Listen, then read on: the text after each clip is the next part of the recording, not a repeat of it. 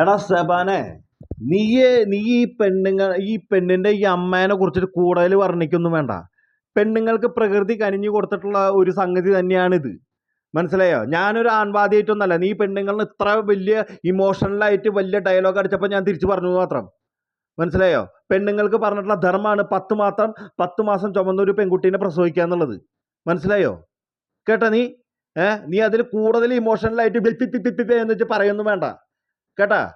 എടാ, നീ തന്തമാരെ കരയണ കണ്ടിട്ടുണ്ടോ? നീ തന്തമാരെ ഒളിച്ചിരുന്ന് കരയണ കണ്ടിട്ടുണ്ടോ? നീ കാണില്ല.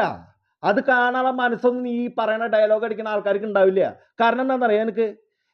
ഒരു പെൺകുട്ടി പ്രസവിച്ചു കഴിഞ്ഞാൽ, അതിലൊരു ആൺകുട്ടി പ്രസവിച്ചു കഴിഞ്ഞാൽ അവൻ്റെ പഠിപ്പ്, അവൻ്റെ ജനനം, നൂലുകെട്ട് മുതലുള്ള കാര്യങ്ങൾ മുഴുവൻ മൊത്തമുള്ള ഒരു ചെലവ്, പിന്നെ കല്യാണം കഴിക്കണവരെ അല്ലെങ്കിൽ ആ ഒരു നിലയിലെത്തണവരെ തന്ത ഉരുകി തന്നെയാണ് ജീവിക്കുക. മനസ്സിലായ? ഈ 10 മാസത്തെ ഈ വേദന എന്ന് പറഞ്ഞു കഴിഞ്ഞാൽ ഒരു മൈരിലെ വേദനയല്ല. കേട്ടാ?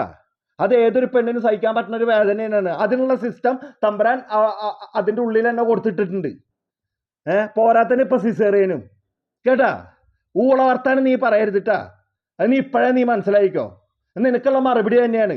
എന്തുണ്ടെങ്കിലും അവന്റെ ഒരു ഇമോഷണൽ കിക്കി എന്നുള്ള ഊള വർത്താനം കൂടിയിട്ട്. കേട്ടാ? നീ